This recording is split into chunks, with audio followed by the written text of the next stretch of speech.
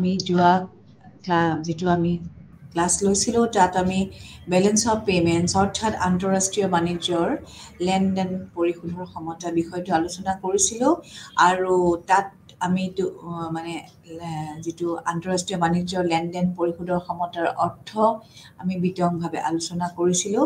আজি আমি তাৰ পিছতে আমি এইটো এটা নতুন এটা পৰিশোধৰ ক্ষমতাৰ বিষয়ে আলোচনা কৰিম আজিৰ শ্ৰেণীত। আজিৰ ক্লাছত তথাপি আমি আগৰ এটা বাণিজ্যৰ লেনদেন পৰিশোধৰ ক্ষমতাৰ অৰ্থটো অকণমান উনুকিয়াই দিব বিচাৰিছোঁ। সেইটো হ'ল যে লেনদেন পৰিশোধৰ ক্ষমতা মানে কি কৈছিলোঁ, তাৰ অৰ্থটো কি আছিলে আপোনালোকৰ নিশ্চয় মনত আছে। তথাপি মই অকণমান উনুকিয়াই দিব বিচাৰিছোঁ যাতে আজি আলোচনা কৰিব বিচৰা বিষয়টো আপোনালোকৰ সহজে বোধগম্য হয়। লেনদেন পৰিশোধৰ ক্ষমতা আন্তঃৰাষ্ট্ৰীয় বাণিজ্যৰ এটা অধ্যয়নৰ এটা প্ৰধান বিষয়বস্তু। এখন দেশৰ লগত আন এখন দেশৰ এক নিৰ্দিষ্ট সময়কালত সকলো প্ৰকাৰৰ অৰ্থনৈতিক লেনদেনৰ প্ৰণালীবদ্ধ যিটো প্ৰণালীবদ্ধভাৱে হিচাপ কৰে, প্ৰণালীবদ্ধ হিচাপে লেনদেন পৰিশোধ ক্ষমতাৰ অন্তৰ্ভুক্ত হয়।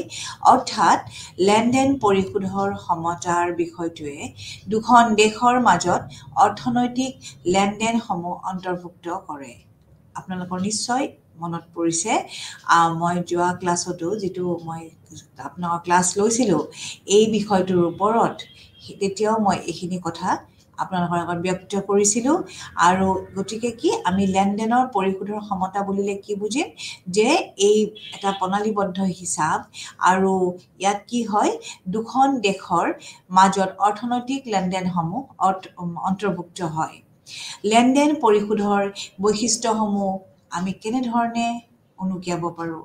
আমি লেনদেন পৰিশোধৰ বৈশিষ্ট্যসমূহ যদি আমি চাবলৈ যাওঁ, ১ নম্বৰতে আমি ক'ব লাগিব পৰিশোধৰ ক্ষমতা হৈছে এখন দেশৰ লগত পৃথিৱীৰ আন দেশসমূহৰ অৰ্থনৈতিক লেনদেনৰ এক প্ৰণালীবদ্ধ হিচাপৰ ব্যাখ্যা। ই এক প্ৰণালীবদ্ধ হিচাপ আৰু এই আন দেশৰ লগত যি অৰ্থনৈতিক লেনদেন হয় তাৰ এক প্ৰণালীবদ্ধ হিচাপ। সেইটো হ'ব আমাৰ ১ নম্বৰ বৈশিষ্ট্য। ২ নম্বৰ বৈশিষ্ট্য হ'ব পাৰে এনেধৰণৰ, এনে হিচাপৰ এটা নিৰ্দিষ্ট সময়কাল আছে। সাধাৰণতে পৰিশোধৰ লেনদেনৰ হিচাপ এক বাৰ্ষিক হিচাপ, তাৰমানে এবছৰৰ কাৰণে কৰা হয়। সাধাৰণতে এবছৰৰ কাৰণে কৰা হয়। আৰু ৩ নম্বৰত আমি ক'ব পাৰোঁ যে লেনদেন পৰিশোধৰ হিচাপত সকলো প্ৰকাৰৰ হিচাপ অন্তৰ্ভুক্ত হয়। অৰ্থাৎ চলিত আৰু মূলধনী হিচাপৰ দৰে সকলো প্ৰকাৰৰ আন্তঃৰাষ্ট্ৰীয় লেনদেনৰ হিচাপ এনে হিচাপৰ অন্তৰ্ভুক্ত হয়। অকল চলিত বা মূলধনৰ হিচাপ বুলি ক'ব নোৱাৰি, সকলো ধৰণৰ লেনদেনৰ আন্তঃৰাষ্ট্ৰীয় লেনদেনৰ হিচাপ এই লেনদেনৰ পৰিশোধৰ ক্ষমতাৰ হিচাপৰ অন্তৰ্ভুক্ত হয়। নিশ্চয় বুজি পাইছে ইয়ালোকে। ৪ নম্বৰ যদি আমি ক'ব খোজো বৈশিষ্ট্য, লেনদেন পৰিশোধৰ ক্ষমতাৰ হিচাপত এখন দেশৰ আন্তঃৰাষ্ট্ৰীয় বাণিজ্যৰ দেনা আৰু পাওনা এই দুয়োটাৰ হিচাপেই অন্তৰ্ভুক্ত হয়। অৰ্থাৎ দেনা আমি কি দিবলগীয়া আছে আৰু পাওনা আমি কি পাবলগীয়া আছে, সেই আন্তঃৰাষ্ট্ৰীয় হিচাপত বাণিজ্যৰ হিচাপত ইয়াত অন্তৰ্ভুক্ত হয়। ৫ নম্বৰত লেনদেন পৰিশোধৰ ক্ষমতাৰ হিচাপ দ্বিপাক্ষিক হিচাপৰক্ষণ পদ্ধতি। দ্বিপাক্ষিক মানে আপোনালোকে কি বুজি পাইছে বাৰু? দ্বিপাক্ষিক মানে হৈছে ইয়াত দেনা আৰু পাওনা দুয়োটাৰ হিচাপেই অন্তৰ্ভুক্ত হয় আৰু এই দেনা আৰু পাওনা সদায় এটা আনটোৰ সমান হয়। দেনা আৰু পাওনা সদায় আনটোৰ সমান হ'ব লাগে। বাণিজ্যৰ যিটো লেনদেন ক্ষমতাৰ গাঁথনিটো মই আপোনালোকক যোৱা ক্লাছত বিতংভাৱে আলোচনা কৰিছোঁ আপোনালোকৰ সৈতে। সেইটো আছিলে যে আমাৰ এটা জাতি বা এখন দেশৰ আন্তঃৰাষ্ট্ৰীয় বাণিজ্যৰ হিচাপত সংঘটিত হোৱা অৰ্থনৈতিক লেনদেনসমূহৰ সংক্ষিপ্ত ব্যাখ্যাই হৈছে লেনদেন পৰিশোধৰ ক্ষমতা। এনে পৰিশোধৰ সমতাৰ দুটা ভাগ থাকে এটা হৈছে চলিত হিচাপ আৰু এটা হৈছে মূলধনী হিচাপ আৰু চলিত হিচাপত কি অন্তৰ্ভুক্ত হৈ থাকে চলিত হিচাপত অন্তৰ্ভুক্ত হৈ থাকে ৰপ্তানিকৃত আৰু আমদানিকৃত দ্ৰব্য ই ব্যক্তিগত হ'ব পাৰে বা চৰকাৰী হ'ব পাৰে আৰু কি হ'ব পাৰে চলিত হিচাপত স্বৰ্ণ পুঁজিৰ হস্তান্তৰ বিদেশ ভ্ৰমণ পৰিবহন বীমা বিনিয়োগ উপাৰ্জন হস্তান্তৰৰ দেওনা আৰু অন্যান্য আৰু মূলধনৰ হিচাপত কি থাকিব ব্যক্তিগত অনা বেংকীয় ঋণ চৰকাৰী ঋণ আৰু পুঁজি আৰু অন্যান্য এইটো হৈছে বাণিজ্য লেনদেন পৰিশোধৰ সমতাৰ গাঁথনি ইয়াত কি থাকিব দুটা ভাগ এটা হ'ল চলিত হিচাপ আৰু এটা হৈছে মূলধনী হিচাপ এতিয়া বাণিজ্যৰ যিটো লেনদেনৰ পৰিশোধৰ সমতা ইয়াত কি হয় আমি সাধাৰণতে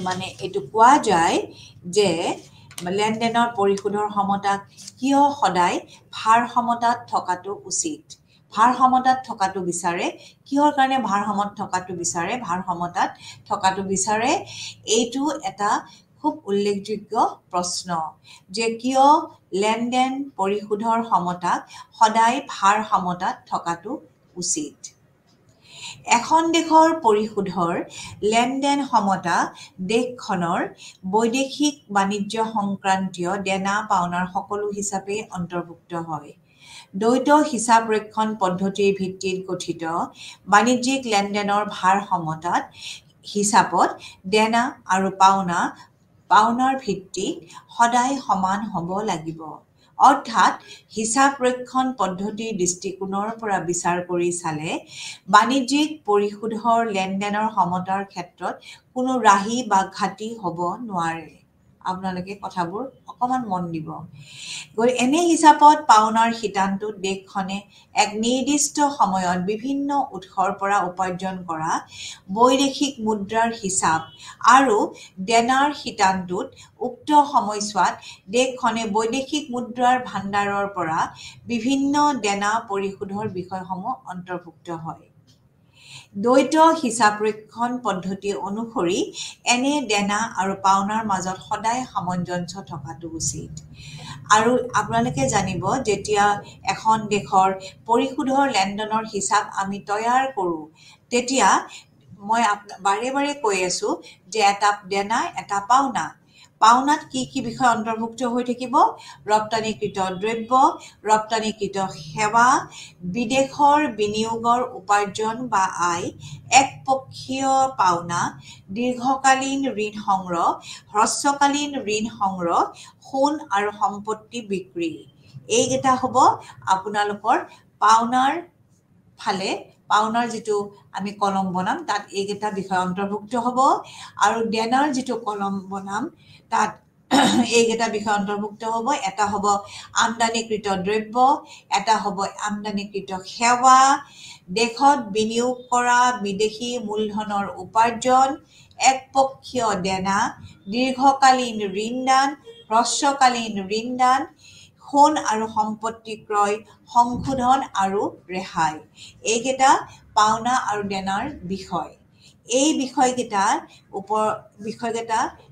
সদায় ইয়াত কি হ'ব লাগিব এটা সমতা ৰক্ষা কৰাটো প্ৰয়োজন বুলি ভবা যায় অৰ্থাৎ দ্বৈত হিচাপ ৰক্ষণ পদ্ধতিত দেনা আৰু পাওনাৰ মাজত এটা সমতা ৰক্ষা কৰে কিন্তু ইয়াত দেখা যায় যে যদিও হিচাপ ৰক্ষণ পদ্ধতিৰ দৃষ্টিকোণৰ ফালৰ পৰা এখন দেশৰ পৰিশোধৰ লেনদেন সদায় ভাৰসমতাৰ অৱস্থাত থকাটো বাঞ্ছনীয় কিন্তু বাস্তৱ ক্ষেত্ৰত দেখা যায় যে দেশখনৰ লেনদেন পৰিশোধৰ ক্ষেত্ৰত ভাৰসাম্যহীনতাই দেখা দিব পাৰে যদি ভবা যায় যে লেনদেনৰ সমতা সদায় ভাৰসাম্য অৱস্থাত থকাটো উচিত কিন্তু কেতিয়াবা ইয়াত ভাৰসাম্যহীনতাই দেখা দিব পাৰে যেতিয়াই দেশখনৰ বৈদেশিক বাণিজ্যৰ পাওনাতকৈ দেনাৰ পৰিমাণ অধিক হয় তেতিয়া অথবা দেনাতকৈ পাওনাৰ পৰিমাণ অধিক হয় তেতিয়া লেনদেনৰ পৰিশোধৰ ক্ষেত্ৰত ভাৰসাম্যহীনতাই দেখা দিয়ে যেতিয়া এখন দেশৰ দেনাতকৈ পাওনাৰ পৰিমাণ অধিক হয় তেতিয়া লেনদেনৰ পৰিশোধৰ ভাৰসাম্যহীনতা দেশখনৰ অনুকূলে যায় কাৰণ এই ক্ষেত্ৰত দেশখনে বৈদেশিক বাণিজ্যৰ পৰা ৰাহি উপাৰ্জন কৰিবলৈ সক্ষম হয় অন্য হাতেদি যেতিয়া দেশখনৰ বৈদেশিক বাণিজ্যৰ পাওনাতকৈ দেনাৰ পৰিমাণ অধিক হয় তেতিয়া উক্ত ভাৰসাম্যহীনতা দেশখনৰ প্ৰতিকূলে যায় তেনে ভাৰসাম্যহীনতাই লেনদেন পৰিশোধৰ ঘাটি নামেৰেও পৰিচিত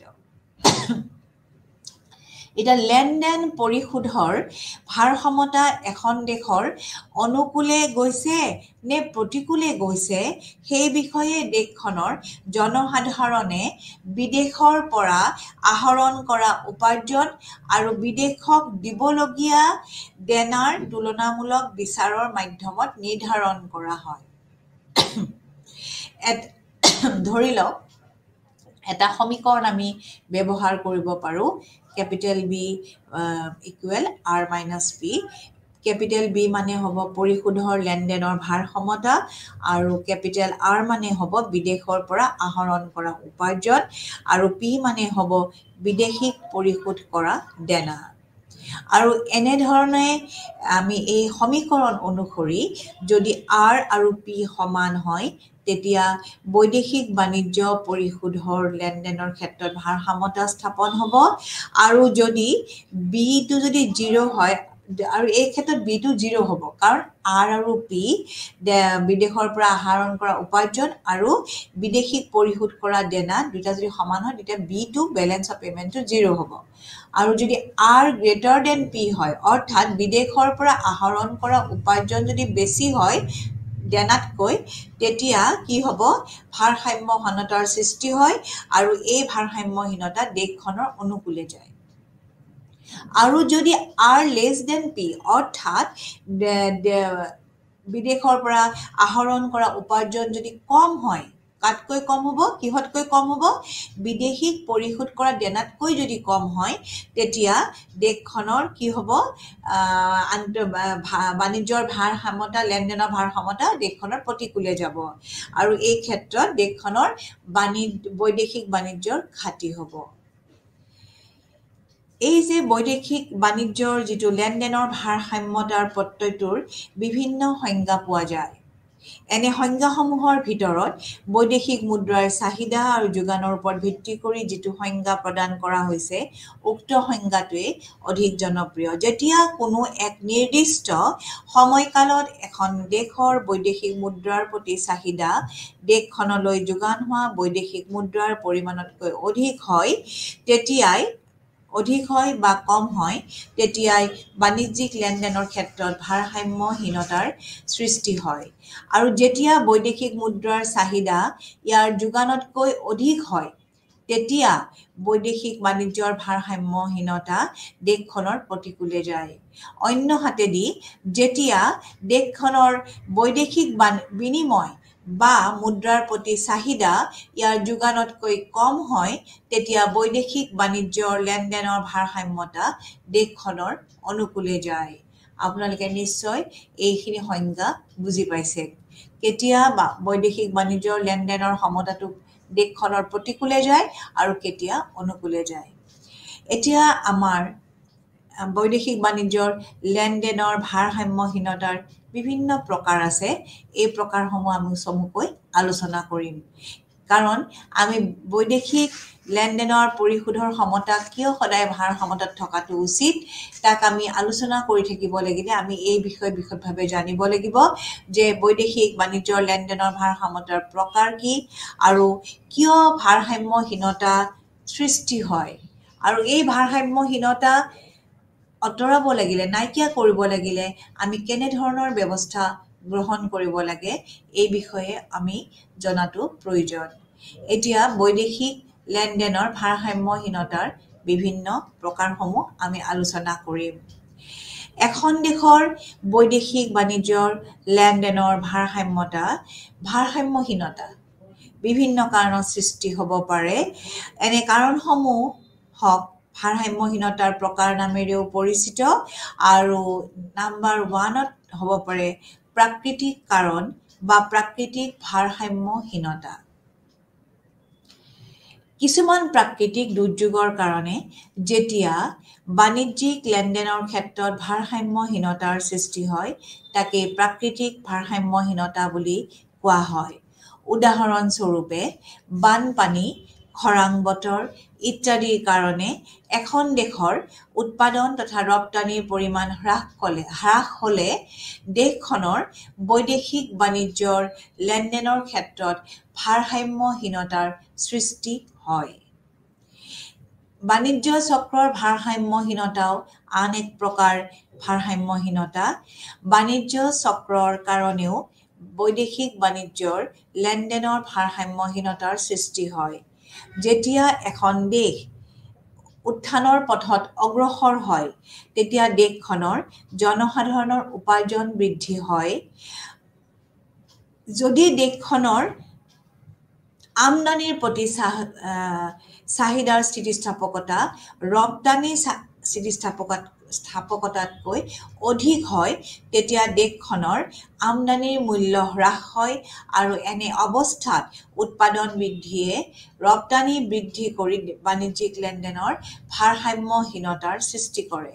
অৱশ্যে এনে অৱস্থাত বাণিজ্যিক লেনদেনৰ ভাৰসাম্যহীনতা দেশখনৰ অনুকূলে যায়। অন্যহাতেদি মন্দাৱস্থাৰ কালছোৱাত এখন দেশৰ ৰপ্তানিৰ পৰিমাণ কমি যায় তেতিয়াও দেশখনৰ বৈদেশিক বাণিজ্যৰ লেনদেনৰ ভাৰসাম্যহীনতাৰ সৃষ্টি হয়। কিন্তু এনে অৱস্থাত বৈদেশিক বাণিজ্যৰ ভাৰসাম্যহীনতা দেশখনৰ প্ৰতিকূলে যায়। যেতিয়া মন্দাৱস্থা হয় তেতিয়া কি হয় যিটো আমাৰ ভাৰসাম্যহীনতা দেশখনৰ প্ৰতিকূলে যায় আৰু যেতিয়া উত্থানৰ পথত অগ্ৰসৰ হয় তেতিয়া কি হৈ যায় আমাৰ বৈদেশিক বাণিজ্যৰ ভাৰসাম্যতাটো দেশৰ অনুকূলে যায়। এইখিনি আপোনালোকে নিশ্চয় বুজি পাইছে। এতিয়া আহিব দীৰ্ঘকালীন ভাৰসাম্যতা। যেতিয়া এখন অৰ্থনীতিয়ে উন্নয়নৰ এটা স্তৰৰ পৰা আন এটা স্তৰলৈ গতি কৰে তেতিয়া দেশখনত বৈদেশিক বাণিজ্যৰ লেনদেনৰ এক দীৰ্ঘকালীন ভাৰসাম্যহীনতাৰ সৃষ্টি হয়। দেশৰ জনসংখ্যা বৃদ্ধি, অত্যাধিক বিনিয়োগ আৰু প্ৰযুক্তিবিদ্যাৰ ব্যাপক পৰিৱৰ্তনে এই ভাৰসাম্যহীনতাৰ সৃষ্টি কৰে। তাৰপিছত আহিব সাংগঠনিক ভাৰসাম্যহীনতা। দেশ আৰু বিদেশৰ অৰ্থনৈতিক সাংগঠনিক পৰিৱৰ্তনে এখন দেশৰ আমদানি আৰু ৰপ্তানিৰ চাহিদা আৰু যোগানৰ পৰিৱৰ্তন ঘটাই বৈদেশিক বাণিজ্যৰ লেনদেনৰ ক্ষেত্ৰত যেতিয়া ভাৰসাম্যহীনতাৰ সৃষ্টি কৰে তাকেই সাংগঠনিক ভাৰসাম্যহীনতা বুলি কোৱা হয়। যেতিয়া কি আমদানি আৰু ৰপ্তানিৰ চাহিদা আৰু যোগানৰ পৰিৱৰ্তন ঘটাই যদি ভাৰসাম্যহীনতাৰ সৃষ্টি কৰে তাক কি বুলি কোৱা হয় সাংগঠনিক ভাৰসাম্যহীনতা। উদাহৰণস্বৰূপে আমি ক'ব পাৰোঁ যে মৰাপাটৰ বিকল্প হিচাপে পৃথিৱীৰ আন দেশসমূহত এটা কৃত্ৰিম দ্ৰব্যৰ উৎপাদন কৰাৰ লগে লগে ভাৰতবৰ্ষৰ মৰাপাটৰ দ্ৰব্যৰ ৰপ্তানি হ্ৰাস পাইছে। এনে অৱস্থাত যদি ভাৰতবৰ্ষৰ আমদানিৰ পৰিমাণ অপৰিৱৰ্তিত হৈ থাকে তেতিয়া ইয়াৰ বৈদেশিক বাণিজ্যৰ লেনদেনৰ ক্ষেত্ৰত ভাৰসাম্যহীনতাৰ সৃষ্টি হোৱাটো স্বাভাৱিক। পৃথিৱীৰ বিভিন্ন দেশত দ্ৰব্য সামগ্ৰীৰ উৎপাদনৰ সাংগঠনিক ব্যৱস্থাৰ পৰিৱৰ্তন, জনসাধাৰণৰ উৎপাদন ৰুচি ইত্যাদিৰ পৰিৱৰ্তনেও আমদানি আৰু ৰপ্তানিৰ চাহিদাৰ পৰিৱৰ্তন ঘটাই এখন দেশৰ বৈদেশিক বাণিজ্যৰ লেনদেনৰ ভাৰসাম্যহীনতাৰ সৃষ্টি কৰিব পাৰে। এনে ভাৰসাম্যহীনতা সাংগঠনিক ভাৰসাম্যহীনতাৰ অন্তৰ্ভুক্ত হয়। অৰ্থাৎ কি আমি ক'ব পাৰোঁ যে আমাৰ যদি উৎপাদনৰ দ্ৰব্য সামগ্ৰী উৎপাদনৰ সাংগঠনিক ব্যৱস্থাৰ পৰিৱৰ্তন হয়, জনসাধাৰণৰ উপাৰ্জন পৰিৱৰ্তন হয়, ৰুচি অভিৰুচি ইত্যাদিৰ পৰিৱৰ্তন হয়, তেতিয়াও আমাৰ আমদানি আৰু ৰপ্তানিৰ চাহিদাৰ পৰিৱৰ্তন ঘটায় আৰু তেতিয়াও আমাৰ কি হৈ যায় আন্তঃৰাষ্ট্ৰীয় যিটো বৈদেশিক বাণিজ্যৰ ভাৰসাম্যহীনতাৰ সৃষ্টি হয় আৰু এনে ভাৰসাম্যহীনতা সাংগঠনিক ভাৰসাম্যহীনতাৰ অন্তৰ্ভুক্ত হয়। এতিয়া আহিব ক্ষণিক ভাৰসাম্যহীন। কেতিয়াবা এখন দেশৰ বৈদেশিক বাণিজ্যৰ ক্ষেত্ৰত সৃষ্টি হোৱা ভাৰসাম্যহীনতা সাময়িক হোৱাও পৰিলক্ষিত হয়, যেনেকে কিছুমান দীৰ্ঘকালীন ভাৰসাম্যহীনতা থাকে, ঠিক তেনেকৈ ক্ষণিক ভাৰসাম্যহীনতাও আমি দেখিবলৈ পাওঁ। বিশেষকৈ এখন দেশে যেতিয়া যুদ্ধত অৱতীৰ্ণ হয় তেতিয়া দেশখনৰ ৰপ্তানিৰ পৰিমাণ হ্ৰাস হয় আৰু আমদানিৰ পৰিমাণ বৃদ্ধি হৈ দেশখনৰ বৈদেশিক বাণিজ্যৰ লেনদেনৰ সাময়িক ভাৰসাম্যহীনতাৰ সৃষ্টি কৰা দেখা যায়। মৌলিক ভাৰসাম্যতানো কি? যেতিয়া এখন দেশৰ অৰ্থনীতিয়ে অবিৰতভাৱে এক সুদীৰ্ঘ সময়ৰ কাৰণে বৈদেশিক বাণিজ্যৰ ক্ষেত্ৰত ঘাটিৰ সন্মুখীন হয়, তেতিয়া আন্তঃৰাষ্ট্ৰীয় মুদ্ৰানিধিৰ মতে উক্ত দেশখনে এক মৌলিক ভাৰসাম্যহীনতাৰ সন্মুখীন হৈছে বুলি ধৰি লোৱা হয়। এনে ভাৰসাম্যহীনতাৰ কাৰণ অতি গভীৰ। কিছুমান দীৰ্ঘকালীন উৎপাদনৰ প্ৰভাৱৰ কাৰণে অনুন্নত আৰু উন্নয়নশীল দেশসমূহে প্ৰায় অবিৰতভাৱে বৈদেশিক বাণিজ্যৰ লেনদেনৰ ক্ষেত্ৰত যি ঘাটিৰ সন্মুখীন হয়, উক্ত সমস্যাটো ব্যাখ্যা কৰিবৰ অৰ্থে মৌলিক ভাৰসাম্যহীনতা প্ৰত্যয়টোৰ ব্যৱহাৰ কৰা হয়। অৰ্থাৎ দীৰ্ঘকালীন উৎপাদনৰ প্ৰভাৱ, যেনে জনসংখ্যা বৃদ্ধি, অত্যাধিক বিনিয়োগ, প্ৰযুক্তিবিদ্যাৰ ব্যাপক পৰিৱৰ্তন, এইবিলাক কি দীৰ্ঘকালীন উৎপাদনৰ প্ৰভাৱ। এই প্ৰভাৱৰ কাৰণে কি হৈ যায়, কিছুমান অনুন্নত দেশ বা উন্নয়নশীল দেশ, আমাৰ ভাৰতবৰ্ষই এখন উন্নয়নশীল দেশ, প্ৰায় অবিৰতভাৱে বৈদেশিক বাণিজ্যৰ লেনদেনৰ ক্ষেত্ৰত এক ঘাটিৰ সন্মুখীন হৈ থাকে আৰু এইটো ঘাটিৰ সন্মুখীন কিয় হৈ থাকে এই বিষয়ে ব্যাখ্যা কৰিবলৈ কি হয়, এই মৌলিক ভাৰসাম্যহীনতা প্ৰত্যয়টোৰ ব্যৱহাৰ কৰা হয়। এতিয়া আমি আমিতো বিভিন্ন প্ৰকাৰ আলোচনা কৰিলোঁ। এতিয়া আমি আলোচনা কৰিম বৈদেশিক বাণিজ্যৰ ভাৰসাম্যহীনতাৰ যিটো লেনদেনৰ ভাৰসাম্যহীনতা হয় তাৰ কাৰণ কি। বৈদেশিক বাণিজ্যৰ লেনদেনৰ ভাৰসাম্যতাৰ কাৰণ বুলি ক'লে আমাৰ অৰ্থনীতিবিদসকলে বিভিন্ন তত্ত্ব আগবঢ়াইছে, কিন্তু এই তত্ত্বসমূহ কোনোটোৱেই ভাৰসাম্যহীনতাৰ পূৰ্ণাংগ ব্যাখ্যা আগবঢ়াব পৰা নাই।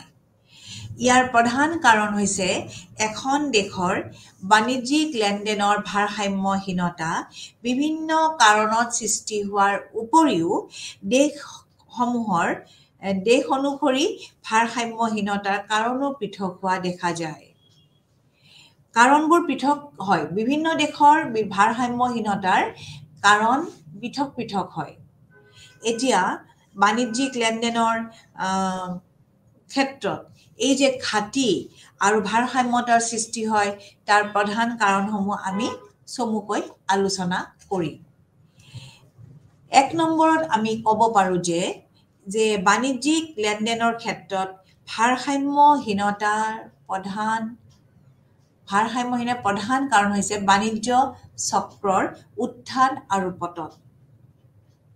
যেতিয়া এনে উন্নত দেশসমূহৰ অৰ্থনীতিৰ উত্থানৰ পথত অগ্ৰসৰ হয়, তাৰমানে এইটো ভাল ষ্টেজ, অৰ্থনীতি উত্থানৰ পথত যেতিয়া অগ্ৰসৰ হয় তেতিয়া আমদানিৰ পৰিমাণ আৰু মূল্যতকৈ ৰপ্তানিৰ পৰিমাণ আৰু মূল্য অধিক হয় আৰু এনে অৱস্থাত দেশখনৰ বৈদেশিক বাণিজ্যৰ লেনদেনৰ ক্ষেত্ৰত যি ভাৰসাম্যহীনতাৰ সৃষ্টি হয় সেই ভাৰসাম্যহীনতা কিন্তু দেশখনৰ অনুকূলে যায়, প্ৰতিকূলে নাযায়। অন্য হাতেদি দেশখনৰ অৰ্থনীতি যেতিয়া পতনৰ পথত অগ্ৰসৰ হয় তেতিয়া ইয়াত ৰপ্তানিৰ পৰিমাণ হ্ৰাস হয় আৰু ৰপ্তানিৰ সংকোচনে বৈদেশিক বাণিজ্যৰ লেনদেনৰ ক্ষেত্ৰত যি ভাৰসাম্যহীনতাৰ সৃষ্টি কৰে উক্ত ভাৰসাম্যহীনতাটো কি হয় দেশখনৰ প্ৰতিকূলে যায়। অনুকূলে কেতিয়া যায় যেতিয়া ৰপ্তানিৰ পৰিমাণ আৰু মূল্য আমদানিতকৈ বৃদ্ধি হয় আৰু প্ৰতিকূল কেতিয়া হয় যেতিয়া ৰপ্তানিৰ পৰিমাণ আৰু মূল্য আমদানি পৰিমাণ আৰু মূল্যতকৈ হ্ৰাস হয়। ২ নম্বৰ কাৰণ প্ৰতিকূল বৈদেশিক বাণিজ্যৰ লেনদেনৰ ভাৰসাম্যতাৰ সমস্যাটো অনুন্নত আৰু উন্নয়নশীল দেশৰ এক অধিক গুৰুত্বপূৰ্ণ। কিয় যে সাধাৰণতে আমি দেখা পাওঁ উন্নয়নশীল বা অনুন্নত দেশসমূহত এই বৈদেশিক বাণিজ্যৰ লেনদেনৰ সময়তো ভাৰসাম্যহীন হয়। সেয়ে ই এটা গুৰুত্বপূৰ্ণ বিষয় আৰু এনে দেশসমূহত উন্নয়নৰ অৰ্থে ব্যাপক পৰিমাণৰ বিনিয়োগ আঁচনি গ্ৰহণ কৰা হয় আৰু এনে বিনিয়োগ আঁচনিয়ে উন্নয়নশীল দেশৰ বৈদেশিক বাণিজ্যৰ লেনদেনৰ ক্ষেত্ৰত ঘাটিৰ সৃষ্টি কৰে।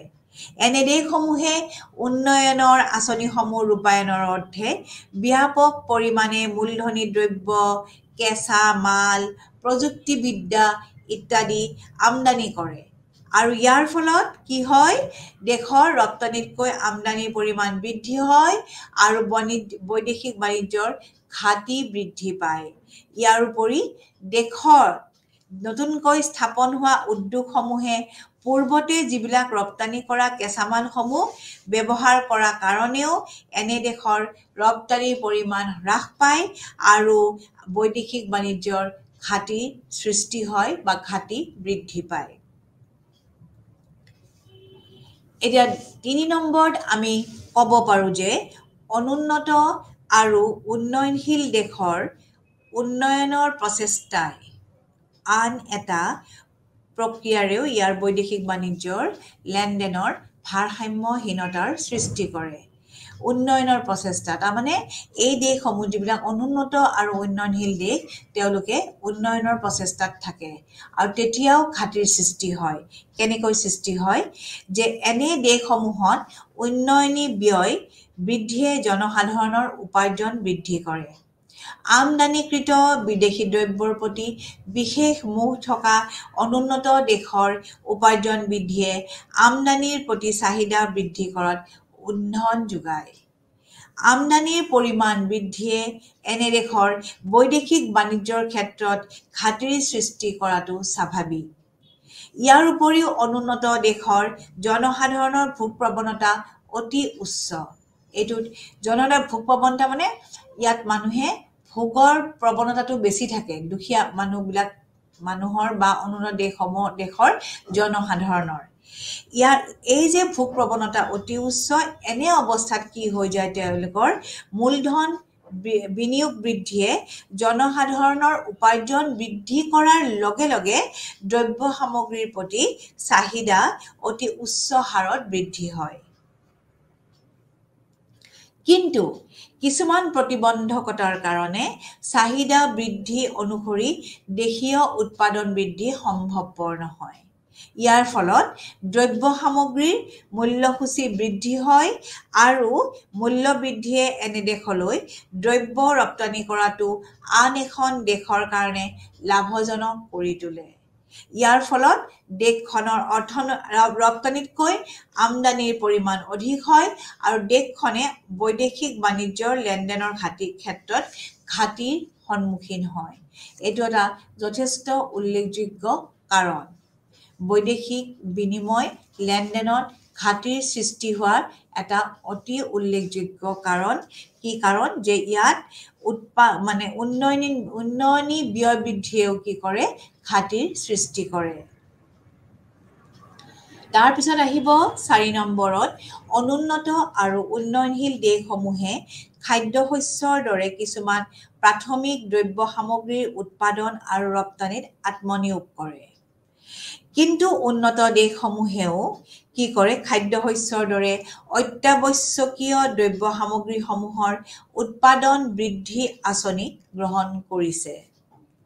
ইয়াৰ ফলত অনুন্নত আৰু উন্নয়নশীল দেশৰ পৰা ৰপ্তানি হোৱা খাদ্যশস্যৰ দৰে দ্ৰব্যসমূহৰ উন্নত দেশত চাহিদা কমি গৈছে আৰু চাহিদা হ্ৰাস পোৱাৰ ফলত অনুন্নত দেশৰ ৰপ্তানিৰ পৰিমাণ আৰু মূল্য কমি গৈছে আৰু বৈদেশিক বাণিজ্যৰ লেনদেনৰ ক্ষেত্ৰত ভাৰসাম্যহীনতাৰ সৃষ্টি হৈছে।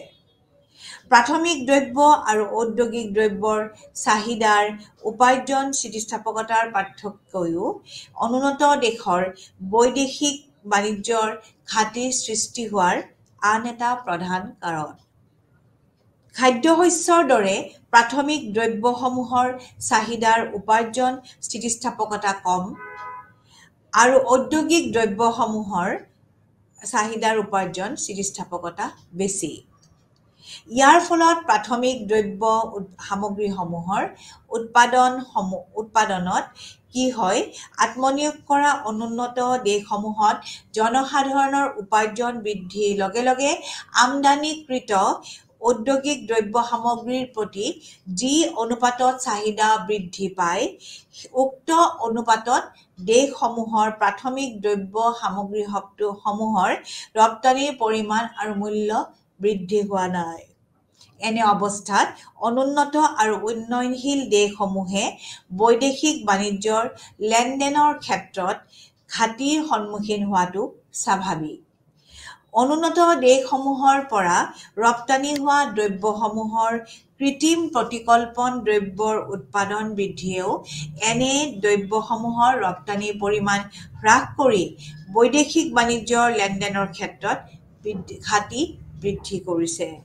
গতিকে অনুন্নত আৰু উন্নয়নশীল দেশসমূহে কি কৰে আমাৰ যেতিয়া ৰপ্তানি হোৱা দ্ৰব্যসমূহৰ কৃত্ৰিম প্ৰতিকল্পন দ্ৰব্যৰ উৎপাদন কৰিছে আৰু এই উৎপাদন বৃদ্ধিয়ে এনে দেশসমূহৰ ৰপ্তানিৰ পৰিমাণ হ্ৰাস কৰি বৈদেশিক বাণিজ্যৰ পৰিমাণ বা বৈদেশিক বাণিজ্যৰ লেনদেনৰ ক্ষেত্ৰত ঘাটিটো কি হৈছে ঘাটি বৃদ্ধি কৰিছে। উন্নত দেশৰ তুলনাত অনুন্নত দেশসমূহত উচ্চ হাৰত জনসংখ্যা বৃদ্ধিয়েও এনে দেশসমূহৰ বাণিজ্যৰ ঘাটিৰ পৰিমাণ বৃদ্ধি কৰা পৰিলক্ষিত হয়। উচ্চ হাৰৰ জনসংখ্যা বৃদ্ধিৰ কাৰণে অনুন্নত দেশসমূহৰ আমদানিৰ পৰিমাণ বৃদ্ধি পাইছে আৰু ৰপ্তানিৰ পৰিমাণ কমি গৈছে। সেইটোতো সকলোৱে জনা কথা। কিন্তু এনে অৱস্থাত এখন দেশৰ বৈদেশিক বাণিজ্যৰ কি হ'ব লেনদেনৰ ঘাটি হোৱাটো স্বাভাৱিক কাৰণ ইয়াত আমদানি বৃদ্ধি পাইছে কাৰণ জনসাধাৰণৰ জন্ম যিটো হাৰ জনসংখ্যা বৃদ্ধি সেইটো বৃদ্ধি হৈছে আৰু বৃদ্ধি হোৱাৰ লগে লগে আমদানি বৃদ্ধি পাব আৰু ৰপ্তানি হ্ৰাস পাব কাৰণ জনসংখ্যাক আমাৰ দেশৰ জনসংখ্যাকে সিমানখিনি উৎপাদিত সামগ্ৰী প্ৰয়োজন হয়। এনে অৱস্থাত এখন দেশৰ বৈদেশিক বাণিজ্যৰ লেনদেনত কি হ'ব ঘাটি বৃদ্ধি পোৱাটো স্বাভাৱিক। উল্লেখযোগ্য যে জনসংখ্যা বৃদ্ধি এখন দেশৰ ঘৰুৱা উৎপাদন বৃদ্ধিৰ সহায়ক হয় কিন্তু অনুন্নত দেশসমূহত উৎপাদন বৃদ্ধিৰ বিভিন্ন প্ৰতিবন্ধকসমূহৰ কাৰণে উৎপাদন বৃদ্ধি কৰাটো সম্ভৱপৰ নহয়। উন্নত দেশসমূহত জনসংখ্যা বৃদ্ধিৰ হাৰ কম হোৱাৰ কাৰণে দেশসমূহে অনুন্নত দেশসমূহলৈ ৰপ্তানিৰ পৰিমাণ বৃদ্ধি কৰি বৈদেশিক বাণিজ্যৰ যিটো লেনদেনৰ ক্ষেত্ৰত ৰাহিৰ সৃষ্টি কৰিবলৈ সক্ষম হৈছে। উন্নত দেশসমূহৰ কথা সুকীয়া তেওঁলোকে কি কৰে তেওঁলোকৰ জনসংখ্যা বৃদ্ধিৰ হাৰ কম হোৱাৰ কাৰণে তেওঁলোকৰ কি হৈছে ৰপ্তানিৰ পৰিমাণ যথেষ্ট বৃদ্ধি আৰু আমদানিৰ পৰিমাণ কম যাৰ কাৰণে তেওঁলোকৰ লেনদেনৰ ক্ষেত্ৰত ৰাহিৰ সৃষ্টি হৈছে ঘাটিৰ সৃষ্টি হোৱা নাই কিন্তু আমাৰ অনুন্নত দেশবোৰত কি হৈছে ঘাটিৰ সৃষ্টি হৈছে কাৰণ জনসংখ্যাৰ বৃদ্ধিৰ হাৰ উচ্চ কাৰণে আমাৰ কি হৈছে ৰপ্তানিৰ পৰিমাণ কম আমদানিৰ পৰিমাণ বেছি যাৰ কাৰণে ভাৰসাম্যহীনতাৰ সৃষ্টি হৈছে আৰু ই দেশখনৰ প্ৰতিকূলে গৈছে। উন্নত দেশসমূহে যিবোৰ বলবৎ কৰা আমদানি নিষিদ্ধকৰণ ব্যৱস্থাও অনুন্নত আৰু উন্নয়নশীল দেশসমূহৰ বৈদেশিক বাণিজ্যৰ লেনদেনৰ ভাৰসাম্যহীনতাৰ এক প্ৰধান কাৰণ। আমেৰিকা যুক্তৰাষ্ট্ৰৰ দৰে উন্নত দেশৰ বৈদেশিক বাণিজ্য ৰাহি থকা সত্ত্বেও এই দেশখনে ভাৰতবৰ্ষৰ দৰে উন্নয়নশীল দেশৰ পৰা দ্ৰব্যৰ আমদানিৰ ওপৰত নিষেধাজ্ঞা আৰোপ কৰা পৰিলক্ষিত হয়। ইয়াৰ ফলতেই দেশখন ভাৰতবৰ্ষত ৰপ্তানি আৰু উপাৰ্জন বৃদ্ধি কৰাত বিফল হৈছে আৰু বৈদেশিক বাণিজ্যৰ লেনদেনৰ ক্ষেত্ৰত ঘাটিৰ সন্মুখীন হৈছে। যিটো শেষৰ কাৰণ হিচাপে আমি উনুকিয়াব পাৰোঁ এনেধৰণে যে আন্তঃৰাষ্ট্ৰীয় ঋণ আৰু বিনিয়োগ ব্যৱস্থায়ো বৈদেশিক বাণিজ্যৰ ৰাহি আৰু ঘাটিৰ সৃষ্টি কৰে। এখন দেশে যেতিয়া অত্যাধিক পৰিমাণে বিদেশৰ পৰা ঋণ গ্ৰহণ কৰে আৰু তেতিয়া দেশখনৰ কি হয়, বাণিজ্যিক লেনদেনৰ ভাৰসাম্যতা দেশখনৰ প্ৰতিকূলে যায় আৰু ঋণ প্ৰদান কৰা দেশখনৰ বাণিজ্যিক লেনদেনৰ ভাৰসাম্যতা ইয়াৰ অনুকূলে যায়। অনুন্নত দেশবোৰত যিবোৰ উন্নত দেশবোৰে উপযুক্ত পৰিমাণে পুঁজি বিনিয়োগ নকৰাৰ কাৰণেও এনে দেশসমূহে বৈদেশিক বাণিজ্যৰ লেনদেনৰ ক্ষেত্ৰত ঘাটিৰ সন্মুখীন হয়। কাৰণ উন্নত দেশবোৰে কি নকৰে, এই উপযুক্ত পুঁজি বিনিয়োগ নকৰে। ক'ত নকৰে? অনুন্নত দেশবিলাকত, যাৰ কাৰণে এই অনুন্নত দেশবিলাকত ঘাটিৰ সন্মুখীন হয়। উল্লেখযোগ্য যে এখন দেশৰ বৈদেশিক বিনিয়োগ বৃদ্ধিয়ে দেশখনৰ হ্ৰস্বকালীন বাণিজ্যিক লেনদেনৰ ভাৰসাম্যতাৰ সমস্যা সমাধান কৰাৰ উপৰিও দীৰ্ঘকালীন বাণিজ্যিক লেনদেনৰ ঘাটি পূৰণতো ই সহায় কৰে। কিহে সহায় কৰে? বৈদেশিক বিনিয়োগ বৃদ্ধিয়ে। বৈদেশিক বিনিয়োগ বৃদ্ধিয়ে ভাৰসাম্যহীনতাটোৰ সমস্যা সমাধান কৰে আৰু লগে লগে এই ঘাটি পূৰণতো সহায় কৰে। গতিকে উন্নত দেশবোৰে অনুন্নত দেশবিলাকত বিনিয়োগ কৰাটো অতি প্ৰয়োজন। এতিয়া আমি এই ভাৰসাম্যহীনতা আমি কেনেকৈ সংশোধন কৰিম তাৰ কিছুমান ব্যৱস্থা আছে আৰু এই সংশোধনৰ ব্যৱস্থাসমূহ আমি এতিয়া আলোচনা কৰিম। এই প্ৰতিকূল বাণিজ্যৰ লেনদেনৰ ভাৰসাম্যহীনতা প্ৰতিৰোধ কৰাটো প্ৰতিখন অৰ্থনীতিৰ বাবেই এক গুৰুত্বপূৰ্ণ কৰ্তব্য। কাৰণ ভাৰসাম্যহীনতা হ'ব নোৱাৰে, ভাৰসাম্য হ'ব লাগিব লেনদেনৰ সমতা। গতিকে আমি যদি ভাৰসাম্যহীনতা যদি ক'ৰবাত সৃষ্টি হয়, তাক আমি সংশোধন কৰাটো যথেষ্ট গুৰুত্বপূৰ্ণ কৰ্তব্য। কাৰণ আৰু এটা কথা যে বৈদেশিক বাণিজ্যৰ লেনদেনৰ ক্ষেত্ৰত স্থায়ীভাৱে যদি ঘাটিৰ পৰিমাণ বৃদ্ধি পালে এখন দেশে কি হয়, বৈদেশিক মুদ্ৰাৰ সংকটৰ সন্মুখীন হয় আৰু এনে সংকটে দেশখনৰ কি হয়, সমুদায় অৰ্থনৈতিক ব্যৱস্থা এক নিশ্চয়তাৰ পথলৈ অগ্ৰসৰ কৰায়। এখন দেশে অবিৰতভাৱে বৈদেশিক বাণিজ্যৰ লেনদেনৰ ক্ষেত্ৰত ঘাটিৰ সন্মুখীন হ'লে দেশখনৰ মুদ্ৰাৰ বহিৰ্মূল্য হ্ৰাস হয় আৰু দেশখনে বৈদেশিক ঋণ আৰু ইয়াৰ বাবদ দিবলগীয়া সুদ পৰিশোধ কৰিবলৈ কোনো উপায় বিচাৰি নাপায়। এনে অৱস্থাত দেশখনৰ অৰ্থনৈতিক আৰু মুদ্ৰা ব্যৱস্থাৰ ওপৰত পৃথিৱীৰ বিভিন্ন দেশৰ আস্থা হেৰাই যায় আৰু তাৰ ওপৰত কি হয়, তাৰ ফলত দেশখনলৈ আন দেশৰ পৰা দ্ৰব্য সামগ্ৰী আৰু ঋণৰ যোগান বন্ধ হৈ পৰে আৰু দেশখনে এক গভীৰ সংকটৰ সন্মুখীন হয়। প্ৰতিকূল বাণিজ্যিক লেনদেনৰ ভাৰসাম্যতাৰ এনে প্ৰভাৱসমূহৰ কাৰণে বাণিজ্যিক ঘাটিৰ সন্মুখীন হোৱা প্ৰতিখন দেশেই ইয়াৰ শুধৰণিৰ অৰ্থে উপযুক্ত ব্যৱস্থা গ্ৰহণ কৰিব লগা হয়। আৰু এই ব্যৱস্থাসমূহ কি কি? এই ব্যৱস্থাসমূহৰ ক্ষেত্ৰত আমি প্ৰথমতে আমি ক'ব পাৰোঁ মুদ্ৰানীতি, মানিটাৰী পলিচি। আপোনালোকক মই আগতে মানিটাৰী পলিচিৰ বিষয়ে কিছু আভাস নিশ্চয় দিছিলোঁ। এই মুদ্ৰানীতি এখন দেশৰ বৈদেশিক বাণিজ্যৰ ঘাটি শুধৰাবৰ অৰ্থে যে মুদ্ৰানীতি গ্ৰহণ কৰিব পৰা যায়। দেশ এখনৰ বাণিজ্যিক ঘাটিৰ মূল কাৰণ হৈছে আমদানিৰ পৰিমাণ বৃদ্ধি আৰু ৰপ্তানিৰ পৰিমাণ হ্ৰাস। আমদানিৰ পৰিমাণ হ্ৰাস আৰু ৰপ্তানিৰ পৰিমাণ বৃদ্ধি কৰি বাণিজ্যিক ঘাটি শুধৰাবলৈ হ'লে এখন দেশে ব্যয়বহুল মুদ্ৰানীতি গ্ৰহণ কৰিব পাৰে। ব্যয়বহুল মুদ্ৰানীতিয়ে কি কৰিব? কেনেধৰণে সহায় কৰিব? এই ব্যয়বহুল মুদ্ৰানীতিয়ে বেংকৰ হাৰ বৃদ্ধি কৰি ঋণৰ যোগানৰ সংকোচন ঘটায়। আৰু অৰ্থনীতিত ঋণৰ যোগানৰ সংকোচন ঘটাৰ লগে লগে মুদ্ৰাৰ যোগান কমি যায় আৰু ৰপ্তানি দ্ৰব্যকে ধৰি সকলো দ্ৰব্য সামগ্ৰীৰ মূল্য হ্ৰাস হয়। এনে অৱস্থাত ৰপ্তানিৰ তুলনাত আমদানি অধিক ব্যয়বহুল হৈ পৰে আৰু ইয়াৰ ফলত ৰপ্তানিৰ পৰিমাণ বৃদ্ধি হয় আৰু আমদানিৰ পৰিমাণ হ্ৰাস হয়। মুদ্ৰা সংকোচনৰ ব্যৱস্থাই এখন দেশৰ বহিৰ্মূল্যৰ কোনো পৰিৱৰ্তন নঘটায়। এনে অৱস্থাই ঘৰুৱা দ্ৰব্য সামগ্ৰীৰ মূল্য পৰিৱৰ্তন ঘটাই দেশ এখনৰ ৰপ্তানিৰ পৰিমাণ বৃদ্ধিত ইন্ধন যোগায়। অৱশ্যে মুদ্ৰা সংকোচনৰ মাধ্যমত ৰপ্তানি বৃদ্ধিৰ ব্যৱস্থা দৰিদ্ৰ অনুন্নত দেশৰ কাৰণে উপযুক্ত নহয়।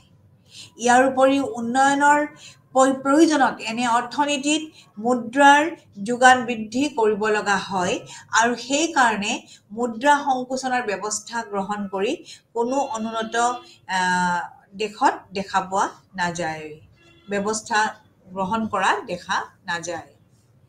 এতিয়া আহিব দেশীয় মুদ্ৰাৰ বহিৰ্মূল্যৰ সংকোচন। এখন দেশৰ বৈদেশিক বাণিজ্যৰ ঘাটি সংশোধন কৰাৰ উপায় হিচাপে দেশখনৰ কাৰেন্সিৰ বহিৰ্মূল্য হ্ৰাস কৰিব পৰা যায়।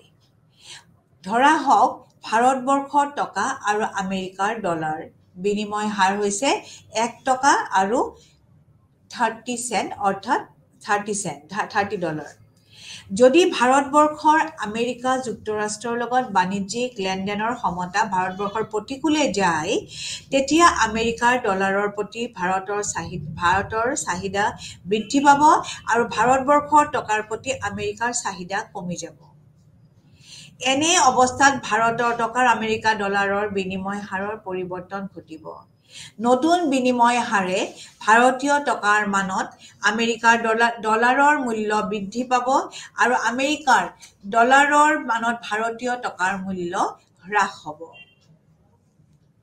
অৱশ্যে দেশীয় মুদ্ৰাৰ বৈদেশিক মূল্য সংকোচনৰ জৰিয়তে এখন দেশে ইয়াৰ প্ৰতিকূল বাণিজ্যিক লেনদেনৰ ভাৰসাম্যতা শুধৰাবৰ অৰ্থে দেশখনৰ আমদানিৰ প্ৰতি চাহিদা আৰু ইয়াৰ ৰপ্তানিৰ প্ৰতি বিশেষ চাহিদাৰ স্থিতিস্থাপকতা হোৱা প্ৰয়োজন। যদি দেশখনৰ আমদানি আৰু ৰপ্তানিৰ চাহিদা অস্থিতিস্থাপক হয়, তেতিয়া কি হ'ব? তেতিয়া দেশীয় মুদ্ৰাৰ বিনিময় মূল্য সংকোচনে দেশখনৰ আমদানিৰ পৰিমাণ হ্ৰাস আৰু ৰপ্তানিৰ পৰিমাণ বৃদ্ধিত বিফল হয়। ইয়াৰ উপৰিও যদি দেশীয় মুদ্ৰাৰ বহিৰ্মূল্য সংকোচনৰ স্বয়ংক্ৰিয় ব্যৱস্থাৰ জৰিয়তে ৰপ্তানি বৃদ্ধি আৰু আমদানি সংকোচনৰ ক্ষেত্ৰত সফলতা লাভ কৰিবলৈ হ'লে এখন দেশৰ বহিৰ্মূল্যৰ সংকোচনৰ নীতিৰ প্ৰতি আন দেশসমূহে সহযোগিতা আগবঢ়োৱা উচিত। কাৰণ যদি এখন দেশে ইয়াৰ মুদ্ৰাৰ বহিৰ্মূল্যৰ সংকোচন ঘটোৱাৰ লগে লগে আন এখন দেশেও অনুৰূপ ব্যৱস্থা গ্ৰহণ কৰে, তেতিয়া দেশখনৰ মুদ্ৰাৰ বিনিময় মূল্য সংকোচনৰ ব্যৱস্থাই ইয়াৰ ৰপ্তানি বৃদ্ধি আৰু আমদানি সংকোচনত সহায় কৰিব নোৱাৰে। ইয়াৰ উপৰিও পৃথিৱীৰ কিছুমান দেশৰ অভিজ্ঞতাৰ পৰা দেখা যায় যে দেশৰ মুদ্ৰাৰ বহিৰ্মূল্য সংকোচনৰ স্বয়ংক্ৰিয় ব্যৱস্থাই আভ্যন্তৰীণ অৰ্থনীতিত মুদ্ৰাস্ফীতিৰ হাৰ বৃদ্ধি কৰি ৰপ্তানি দ্ৰব্যকে অন্তৰ্ভুক্ত কৰি সকলো দ্ৰব্য সামগ্ৰীৰ মূল্য বৃদ্ধি ঘটায়। ইয়াৰ ফলত দেশখনৰ কি হয়? ৰপ্তানি বৃদ্ধিৰ পৰিৱৰ্তে ৰপ্তানিৰ পৰিমাণ হ্ৰাসহে হয়।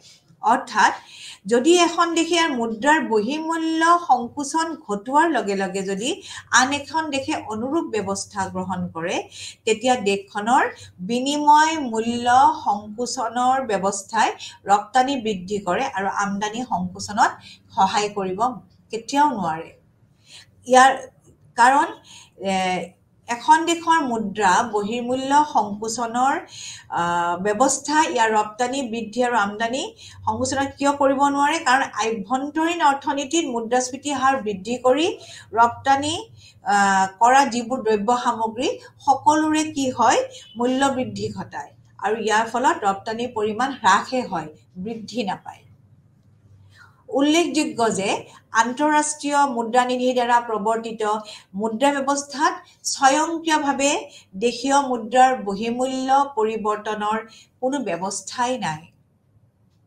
কাৰণ মুদ্ৰানিধিৰ আন্তঃৰাষ্ট্ৰীয় মুদ্ৰা ব্যৱস্থাত স্থিৰ বিনিময় হাৰৰহে ব্যৱস্থা কৰা হৈছে ইয়াত পৰিৱৰ্তনৰ কোনো ব্যৱস্থা নাই এইটো এটা উল্লেখযোগ্য কথা এতিয়া আহিব অৱমূল্যায়নৰ দ্বাৰাও আমি কি কৰিব পাৰো এই বৈদেশিক বিনিময় লেনদেনৰ হাৰ আমি নিয়ন্ত্ৰণ কৰিব পাৰো সংশোধন কৰিব পাৰো মুদ্ৰাৰ বৈদেশিক বিনিময় মূল্য সংকোচনৰ বিকল্প ব্যৱস্থা হিচাপে আমি অৱমূল্যায়ন ব্যৱস্থা গ্ৰহণ কৰিব পাৰো মুদ্ৰাৰ অৱমূল্যায়ন স্বয়ংক্ৰিয় নহয় আন্তঃৰাষ্ট্ৰীয় মুদ্ৰানিধিৰ ব্যৱস্থা অনুসৰি এখন দেশৰ চৰকাৰে যেতিয়া দেশখনৰ মুদ্ৰাৰ বহিৰ্মূল্য হ্ৰাস কৰা ব্যৱস্থা গ্ৰহণ কৰে তাকে মুদ্ৰাৰ বহিৰ্মূল্য হ্ৰাস বুলি কোৱা হয় মুদ্ৰাৰ বহিৰ্মূল্য সংকোচন বজাৰ ব্যৱস্থাৰ ওপৰত নিৰ্ভৰশীল এখন দেশৰ মুদ্ৰাৰ বৈদেশিক চাহিদা আৰু যোগানৰ ভিত্তিত যেতিয়া দেশখনৰ মুদ্ৰাৰ বহিৰ্মূল্যৰ অৱনতি ঘটে তাকে বহিৰ্মূল্য সংকোচন বুলি কোৱা হয় অন্য হাতেদি মুদ্ৰাৰ অৱমূল্যায়ন ব্যৱস্থা এখন দেশৰ চৰকাৰে নিজাববীয়াকৈ গ্ৰহণ কৰিব পাৰে আন কথাত ক'বলৈ গ'লে এখন দেশৰ মুদ্ৰাৰ বহিৰ্মূল্য যেতিয়া চৰকাৰীভাৱে হ্ৰাস কৰা হয় তাকেই মুদ্ৰাৰ অৱমূল্যায়ন বুলি কোৱা হয় উদাহৰণস্বৰূপে ধৰা হওক আমেৰিকাৰ ডলাৰ আৰু ভাৰতীয় টকাৰ বিনিময় হাৰ আছিল $1 = 8 টকা ধৰি লওক 8 টকা যদি ভাৰত চৰকাৰে ভাৰতীয় টকাৰ আমেৰিকা যুক্তৰাষ্ট্ৰ ডলাৰ বিনিময় মূল্য $1 পৰা 10 টকা ধৰে তেতিয়া আমেৰিকাৰ ডলাৰৰ মানত ভাৰতীয় টকাৰ বৈদেশিক বিনিময় মূল্য 25% হ্ৰাস পাব এখন দেশে যেতিয়া প্ৰায় অবিৰতভাৱে বৈদেশিক বাণিজ্যৰ লেনদেনৰ ভাৰসাম্যতাৰ ক্ষেত্ৰত ঘাটিৰ সন্মুখীন হয় তেতিয়া আন্তঃৰাষ্ট্ৰীয় মুদ্ৰানিধিৰ অনুমতি সাপেক্ষে দেশখনে দেশীয় মুদ্ৰাৰ অৱমূল্যায়ন ব্যৱস্থা গ্ৰহণ কৰিব পাৰে দেশীয় মুদ্ৰাৰ বহিৰ্মূল্য হ্ৰাসকৰণে এখন দেশৰ ৰপ্তানি বৃদ্ধি আৰু আমদানি সংকোচন ঘটাই বৈদেশিক বাণিজ্যৰ ঘাটি দূৰ কৰাত সহায় কৰে মুদ্ৰাৰ বহিৰ্মূল্য হ্ৰাসকৰণে দেশখনৰ ৰপ্তানিৰ মূল্য বৈদেশিক মুদ্ৰাৰ মানত হ্ৰাস কৰি ৰপ্তানি বৃদ্ধিত ইন্ধন যোগায় অৰ্থাৎ বহিৰ্মূল্য হ্ৰাসকৰণৰ পাছত কি হয় বিদেশীসকলৰ কাৰণে এখন দেশৰ ৰপ্তানি দ্ৰব্যসমূহ সস্তীয়া হৈ পৰে আৰু ইয়াৰ ফলত তেওঁলোকে উক্ত দেশখনৰ পৰা দ্ৰব্যৰ আমদানি বৃদ্ধি কৰে অন্য হাতেদি মুদ্ৰাৰ বহিৰ্মূল্য হ্ৰাস কৰা দেশখনৰ কাৰণে দেশীয় মুদ্ৰাৰ মানত আমদানিৰ মূল্য বৃদ্ধি পায় আৰু ইয়াৰ ফলত দেশখনলৈ আমদানিৰ পৰিমাণ হ্ৰাস হয় এনেভাৱে এখন দেশৰ মুদ্ৰাৰ চৰকাৰীভাৱে কৰা বহিৰ্মূল্য হ্ৰাসকৰণে দেশখনৰ ৰপ্তানি বৃদ্ধি হয় আৰু আমদানি সংকোচনত সহায় কৰি দেশখনৰ বৈদেশিক বাণিজ্যৰ ঘাটি হ্ৰাস কৰাত সহায় কৰে আৰু এইটো অৱমূল্যায়ন এটা উল্লেখযোগ্য সংশোধনৰ ব্যৱস্থা এতিয়া আপোনালোকে বৈদেশিক বাণিজ্যৰ যেতিয়া লেনদেনৰ ঘাটি পূৰণৰ ব্যৱস্থা হিচাপে যেতিয়া মুদ্ৰা বহিৰ্মূল্য হ্ৰাসকৰত নিজৰ কিছুমান অসুবিধাও ইয়াত দেখা যায় কেনেকুৱা অসুবিধা থাকে এই অৱমূল্যায়নত এখন দেশৰ মুদ্ৰাৰ বহিৰ্মূল্য হ্ৰাসকৰণ হৈছে দেশখনৰ অৰ্থনৈতিক দুৰ্বলতাৰ প্ৰতীক কাৰণ অৰ্থনৈতিকভাৱে দুৰ্বল দেশসমূহে দেশীয় অৰ্থনীতি সবল কৰি তোলাৰ আন কোনো উপায় দেখা নাপালে দেশীয় মুদ্ৰাৰ বহিৰ্মূল্য হ্ৰাসকৰণৰ ব্যৱস্থা গ্ৰহণ কৰে দ্বিতীয়তে এখন দেশৰ মুদ্ৰাৰ বহিৰ্মূল্য হ্ৰাসকৰণৰ ফলত ঘৰুৱা অৰ্থনীতিত মুদ্ৰাস্ফীতি হাৰ বৃদ্ধি হয় আৰু আমদানি মূল্য বৃদ্ধিয়ে আমদানিকৃত সা-সৰঞ্জাম ব্যৱহাৰ কৰা উদ্যোগসমূহৰ উৎপাদন ব্যয় বৃদ্ধি কৰি মূল্য বৃদ্ধিত ইন্ধন যোগায় অন্যহাতেদি দেশখনৰ ৰপ্তানি বৃদ্ধি হোৱাৰ কাৰণে দেশৰ জনসাধাৰণৰ উপভোগৰ অৰ্থে দ্ৰব্য সামগ্ৰীৰ নাটনি হোৱাৰ কাৰণে আভ্যন্তৰীণ মূল্য বৃদ্ধি ঘটে। তৃতীয়তে, যিবিলাক দেশে বৈদেশিক ঋণ সংগ্ৰহ কৰে, উক্ত দেশসমূহৰ এনে ঋণৰ বোজা বৃদ্ধি হয়, কাৰণ দেশীয় মুদ্ৰাৰ মানত বৈদেশিক ঋণৰ ওপৰত অধিক সুদ প্ৰদান কৰিবলগীয়া হয়। ইয়াৰ উপৰিও দেশৰ অৰ্থনীতিত মুদ্ৰাৰ বহিৰ্মূল্য হ্ৰাসকৰণৰ সুফলসমূহ প্ৰতীয়মান হ'বলৈ যথেষ্ট সময়ৰ প্ৰয়োজন হয়, কাৰণ এখন দেশৰ বহিৰ্মূল্য হ্ৰাসকৰণৰ পাছত ৰপ্তানি আৰু আমদানিৰ মূল্যৰ যি পৰিৱৰ্তন ঘটে, তাৰ প্ৰতি উপভোক্তাসকলৰ প্ৰতিক্ৰিয়া যথেষ্ট সময়ৰ পিছতহে পৰিলক্ষিত হয়। এতিয়া আমি চতুৰ্থ নম্বৰ পইণ্টত আমি ক'ব পাৰোঁ, কাৰণ সংশোধনৰ ব্যৱস্থাই আমি ক'ব পাৰোঁ বৈদেশিক বিনিময় নিয়ন্ত্ৰণ। এখন দেশে উপাৰ্জন কৰা বৈদেশিক মুদ্ৰাৰ ব্যৱহাৰৰ ওপৰত দেশখনৰ কেন্দ্ৰীয় বেংকে যেতিয়া নিয়ন্ত্ৰণ আৰোপ কৰে, তাকেই বিনিময় নিয়ন্ত্ৰণ বুলি কোৱা হয়। এই ব্যৱস্থা অনুসৰি দেশৰ ৰপ্তানিকাৰীসকলে উপাৰ্জন কৰা বৈদেশিক মুদ্ৰা কেন্দ্ৰীয় বেংকত জমা দিবলগীয়া হয়, আৰু এনে বৈদেশিক মুদ্ৰা কেন্দ্ৰীয় বেংকে কেৱল প্ৰয়োজনীয় আমদানিৰ অৰ্থেহে ব্যৱহাৰ কৰিবলৈ দিয়ে। ইয়াৰ ফলত আমদানিৰ পৰিমাণ নিয়ন্ত্ৰণ কৰাটো সম্ভৱপৰ হয়, আৰু এনে ব্যৱস্থাই দেশ এখনৰ বৈদেশিক বাণিজ্যৰ ঘাটিৰ পৰিমাণ হ্ৰাস কৰাত সহায় কৰে। ৰাজকোষীয় নীতিও এটা সংশোধনৰ উল্লেখযোগ্য ব্যৱস্থা, তাৰমানে ফিস্কেল পলিচি। মুদ্ৰা নীতিও আছে, মনিটাৰী পলিচি, ফিস্কেল পলিচি। ৰাজকোষীয় নীতিও এটা সংশোধনৰ উল্লেখযোগ্য ব্যৱস্থা। কেনেধৰণে আমি ইয়াক নিয়ন্ত্ৰণ কৰিব পাৰোঁ চাব। ৰাজকোষীয় নীতিৰ সহায়তো এখন দেশে কি কৰে, লেনদেনৰ ঘাটি হ্ৰাস কৰাত সহায় কৰে। চৰকাৰে প্ৰণয়ন কৰা বাজেটত আমদানিৰ ওপৰত শুল্ক ধাৰ্য আৰু ৰপ্তানিৰ ক্ষেত্ৰত ৰেহাইৰ সুবিধা ব্যৱস্থা কৰি ৰপ্তানি বৃদ্ধি আৰু আমদানি সংকোচনৰ ব্যৱস্থা গ্ৰহণ কৰিব পাৰে। আৰু এনে ব্যৱস্থা তাৰমানে আমাৰ টেক্স ৰেট, শুল্কটো ধাৰ্য কৰিব পাৰে, আৰু ৰপ্তানিৰ ক্ষেত্ৰত ইয়াক ৰেহাই কৰি দিব পাৰে। আৰু ৰেহাই কৰিলে ৰপ্তানি বৃদ্ধি পাব, আৰু যেতিয়া আমদানিৰ ওপৰত শুল্ক ধাৰ্য কৰে, তেতিয়া আমদানিৰ পৰিমাণ হ্ৰাস পাব। আৰু তেতিয়া কি হ'ব, এই আমদানি হ্ৰাস আৰু ৰপ্তানি বৃদ্ধি কৰি বৈদেশিক বাণিজ্যৰ ঘাটি হ্ৰাস কৰাত সহায় কৰিব পাৰে।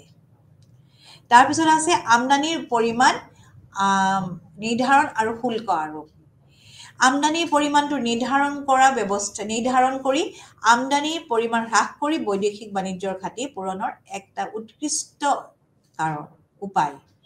এনে ব্যৱস্থাত চৰকাৰে এক নিৰ্দিষ্ট পৰিমাণৰ দ্ৰব্য আমদানিৰ ব্যৱস্থা কৰে, আৰু যিবোৰ দেশত আমদানি দ্ৰব্যৰ প্ৰতি চাহিদা অস্থিতিস্থাপক হয়, তেনে দেশসমূহত আমদানিৰ পৰিমাণৰ নিৰ্ণয়ৰ জৰিয়তে আমদানি নিয়ন্ত্ৰণৰ ব্যৱস্থা অধিক ফলপ্ৰসূ হয়। আমদানি দ্ৰব্যৰ ওপৰত উচ্চ হাৰৰ শুল্ক ধাৰ্য কৰিও আমদানি হ্ৰাসৰ ব্যৱস্থা কৰিব পৰা যায়। এনে ব্যৱস্থাই এখন দেশৰ আমদানিৰ পৰিমাণ হ্ৰাস কৰাৰ উপৰিও দেশখনৰ চৰকাৰ ৰাজহৰ পৰিমাণ বৃদ্ধিত সহায় কৰে। অৱশ্যে দেশ এখনৰ আমদানিৰ প্ৰতি চাহিদা অস্থিতিস্থাপক হ'লে শুল্ক ধাৰ্যৰ সহায়ত আমদানিৰ পৰিমাণ হ্ৰাস কৰিব নোৱাৰি, কাৰণ চাহিদাটো অস্থিতিস্থাপক লাগিবই। এনে অৱস্থাত আমদানি হ্ৰাস কৰিব অৰ্থে আমদানিৰ পৰিমাণ নিৰ্ধাৰণ কৰাটোহে ফলপ্ৰসূ। তাত শুল্ক ধাৰ্য কৰিলে নহ'ব, কাৰণ তাত কি, আমদানিকৃত বস্তুটোৰ চাহিদাটো অস্থিতিস্থাপক। চৰকাৰে সেই আমদানিৰ পৰিমাণটো নিৰ্ধাৰণ কৰিও কি কৰিব পাৰে, আমদানিৰ পৰিমাণ হ্ৰাস কৰিব পাৰে বা নিয়ন্ত্ৰণ কৰিব পাৰে। সৰ্বশেষত আমি এটা উল্লেখযোগ্য সংশোধনৰ ব্যৱস্থা আমি ক'ব পাৰোঁ, সেইটো হৈছে ৰপ্তানি উন্নয়ন। এখন দেশত বৈদেশিক বাণিজ্যৰ লেনদেনৰ ভাৰসাম্যহীনতা শুধৰাবৰ অৰ্থে আমদানিৰ পৰিমাণ হ্ৰাসকৰণেই যথেষ্ট নহয়। ইয়াত ৰপ্তানিৰ লগে লগে আমাৰ ইয়াত চৰকাৰে কি কৰিব লাগিব, ৰপ্তানি খণ্ডৰ উন্নয়নৰ জৰিয়তে ৰপ্তানি বৃদ্ধিৰ আঁচনি কাৰ্যকৰী কৰিব লাগিব। আমদানি হ্ৰাস কৰিলে কেনেকৈ হ'ব, ৰপ্তানিও বৃদ্ধি কৰিব লাগিব। এনে উদ্দেশ্য সাধনৰ অৰ্থে ৰপ্তানি উদ্যোগসমূহক উৎপাদন বৃদ্ধিৰ আৰু ৰপ্তানিকাৰীসকলক ৰপ্তানি বৃদ্ধিৰ অৰ্থে বিভিন্ন উদগনিমূলক সুবিধা আগবঢ়াব লাগিব। এনে সুবিধাসমূহৰ ভিতৰত কি থাকিব, উল্লেখযোগ্য হৈছে ৰপ্তানি দ্ৰব্য উৎপাদনকাৰীসকলক কেঁচামাল আৰু অন্যান্য উৎপাদনৰ উপাদানৰ যোগান, উৎপাদনৰ অৰ্থে প্ৰয়োজন হোৱা আমদানিকৃত সা-সামগ্ৰী আহৰণৰ সুবিধা আৰু কৰ ৰেহাইৰ দৰে সুবিধা আগবঢ়াব লাগিব। দেশৰ ৰপ্তানিকাৰীসকলকো ৰপ্তানিৰ সহজ ঋণ, কৰ ৰেহাই, বজাৰৰ সুবিধা ইত্যাদি আগবঢ়াব লাগিব। ৰপ্তানি বৃদ্ধিৰ অৰ্থে গ্ৰহণ কৰা বিভিন্ন ব্যৱস্থাৰ লগতে চৰকাৰী আমদানি প্ৰতিকল্পনৰ ব্যৱস্থাসমূহো কাৰ্যকৰী কৰাত অগ্ৰাধিকাৰ দিয়াটো উচিত। আমদানি প্ৰতিকল্পনৰ ব্যৱস্থা মানে হ'ল যিবিলাক আমি বস্তু আমদানি কৰোঁ সেইবিলাক আমি আমদানি নকৰি সেই বস্তুসমূহ নিজৰ দেশত উৎপাদন কৰাৰ ব্যৱস্থা গ্ৰহণ কৰিব লাগে। তেতিয়া আমি আমদানিৰ ক্ষেত্ৰত যথেষ্ট আমদানি হ্ৰাস কৰিব আমি সফল হ'ব পাৰিম। আমদানিৰ প্ৰতিকল্পন ব্যৱস্থাটো গ্ৰহণ কৰাটো জৰুৰী, দৰকাৰ। আৰু এই আমদানি প্ৰতিকল্পনৰ ব্যৱস্থাই কৰিলে কি হয়, দেশখনক আত্মনিৰ্ভৰশীলতাৰ লক্ষ্যত উপনীত হোৱাত সহায় কৰে আৰু লগতে স্থায়ীভাৱে আমদানিৰ পৰিমাণ হ্ৰাস কৰাত সহায় কৰে বা হ্ৰাস হয়। ইয়াৰ ফলত এখন দেশে ইয়াৰ বৈদেশিক বাণিজ্যৰ লেনদেনৰ ঘাটিৰ এটা স্থায়ী সমাধান বিচাৰি পায়। গতিকে আমি এই ধৰণে আমি কি কৰিব পাৰোঁ, আমাৰ বৈদেশিক বিনিময় লেনদেনৰ যি ভাৰসাম্যহীনতা আমি তাক কি কৰিব পাৰোঁ, সংশোধন কৰিব পাৰোঁ। কি ব্যৱস্থা আমাৰ থাকিল, মুদ্ৰানীতি মনিটাৰী পলিচি, দেশীয় মুদ্ৰাৰ বহিৰ্মূল্য সংকোচন এক্সচেঞ্জ ডেপ্ৰিচিয়েশ্যন, তাৰপিছত থাকিল অৱমূল্যায়ন ডিভেলুৱেশ্যন, তাৰপিছত থাকিল বৈদেশিক বিনিময় নিয়ন্ত্ৰণ এক্সচেঞ্জ কণ্ট্ৰল, ৰাজকোষীয় নীতি ফিস্কেল পলিচি, আমদানিৰ পৰিমাণ নিৰ্ধাৰণ আৰু শুল্ক আৰোপ, ইম্পৰ্ট কোটাজ এণ্ড টেৰিফছ আৰু ৰপ্তানি নিয়ন্ত্ৰণ এক্সপৰ্ট প্ৰমোশ্যন। এইকেইটা আমি সংশোধনৰ ব্যৱস্থা কাৰণবিলাকো আমি যথেষ্ট বিশদভাৱে আমি আলোচনা কৰিলোঁ। আৰু তাৰ ভিতৰত আছিলে বাণিজ্য চক্ৰৰ উত্থান, তাৰপিছত আছিলে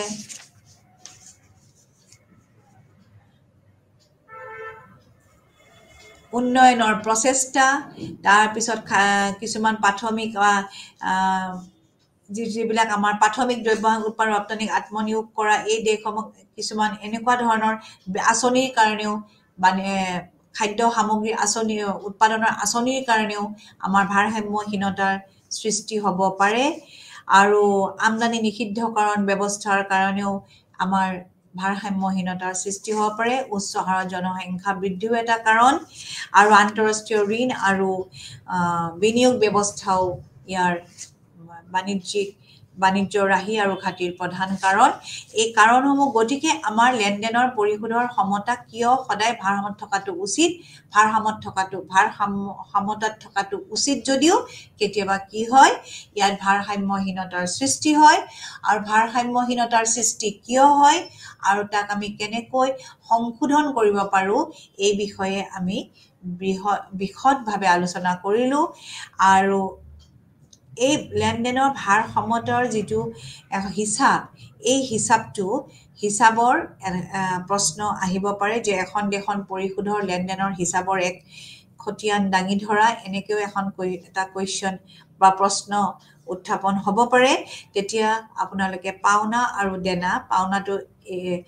দেনাটো আপুনি দুটা কলম বনাই আপোনালোকে লিখিব। সেই লেনদেনৰ হিচাপৰো এটা প্ৰশ্ন উত্থাপন হ'ব পাৰে। আৰু এইটো এটা খুব ইম্পৰ্টেণ্ট কুৱেশ্যন যে লেনদেন পৰিশোধৰ সমতা কিয় সদায় ভাৰসাম্যত থকাটো উচিত। গতিকে এইটো কুৱেশ্যনৰ উত্তৰ আনচাৰ লিখোঁতে আপোনালোকে এই লেনদেনৰ হিচাপৰ যিখন তালিকা, সেই তালিকাখন আপোনালোকে দি দিব।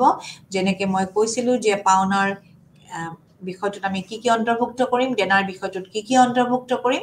পাওনাৰ বিষয়টোত আমি ৰপ্তানিকৃত দ্ৰব্য, ৰপ্তানিকৃত সেৱা, বিদেশত বিনিয়োগৰ উপাৰ্জন বা আয়, একপক্ষীয় পাওনা, দীৰ্ঘকালীন ঋণ সংগ্ৰহ, হ্ৰস্বকালীন ঋণ সংগ্ৰহ, সোণ আৰু সম্পত্তি বিক্ৰী, এইটো অন্তৰ্ভুক্ত হ'ব। আৰু দেনাৰ ক্ষেত্ৰত অন্তৰ্ভুক্ত হ'ব আমদানিকৃত দ্ৰব্য, আমদানিকৃত সেৱা আৰু দেশত বিনিয়োগ কৰা বিদেশী মূলধনৰ উপাৰ্জন, একপক্ষীয় দেনা, দীৰ্ঘকালীন ঋণদান, হ্ৰস্বকালীন ঋণদান, সোণ আৰু সম্পত্তি ক্ৰয় আৰু সংশোধন আৰু ৰেহাই। এইখিনি লিখি সমানকৈ আপোনালোকে যেতিয়া লিখিব তেতিয়া আপোনালোকে মুঠ এটা হিচাপ দেনা আৰু পাওনাৰ দি সমানকে আপোনালোকে সেই হিচাপটো দেখুৱাব। আৰু তাৰপিছত ভাৰসাম্যহীনতাৰ কিহৰ কাৰণে সৃষ্টি হ'ব পাৰে সেইখিনি কাৰণ যদি প্ৰশ্ন আহে যে লেনদেনৰ পৰিশোধৰ ভাৰসাম্যহীনতাৰ কাৰণবোৰ উল্লেখ কৰা, তেতিয়া মই আলোচনা কৰা কাৰণবোৰ আপোনালোকে উনুকিয়াব পাৰিব আৰু লিখিব পাৰিব। আৰু ইয়াৰ সংশোধনৰ ব্যৱস্থাখিনিও আমি যিখিনি আলোচনা কৰিলোঁ সেইখিনি আপোনালোকে যে আমি কেনেকৈ বৈদেশিক লেনদেনৰ ভাৰসাম্যহীনতা সংশোধন কৰিব পাৰোঁ সেই ব্যৱস্থাসমূহ আলোচনা কৰক। এনেকৈ প্ৰশ্নটো দিলে এই ব্যৱস্থাসমূহ আমি লিখিব লাগিব। তাত আহিব 5, 6, 7টা পইণ্ট আৰু এই 7টা পইণ্টে অতি উল্লেখযোগ্য পইণ্ট আৰু এই উল্লেখযোগ্য পইণ্টসমূহ আমি মেনশ্যন কৰিব লাগিব।